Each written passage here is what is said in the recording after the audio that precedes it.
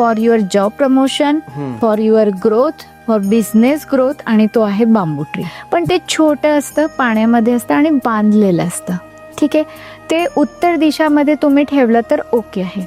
पण मी असं म्हणेल, जर तुमच्या घरामध्ये जागा आहे, हॉल मोठा आहे, जसा आता इथे आपल्याजवळ मोठी मस्त जागा आहे, आपण मोठं इथे आणलेलं आहे, पाण्यामध्ये ठेवलं, तर त्याला ओपन करून ठेवा, असं बांधलेलं नको. थोडं मोठं आणलं तरी चालेल ना ते बांबूचे? मोठा थोडा नाही, मोठा घ्यायचे. ओके. पाहिजे.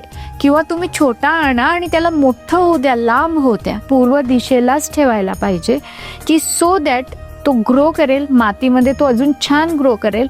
आणि त्याला ओपन करून ठेवा, तर तो जसजसा ग्रो करेल तसतसा तुम्हाला ग्रोथ दिसेल तुमच्या लाईफमध्ये.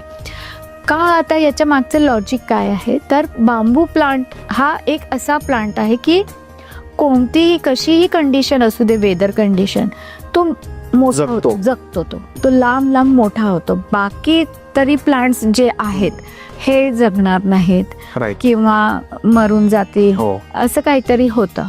पण बांबू प्लांट हा असा आहे, तो जगतोच.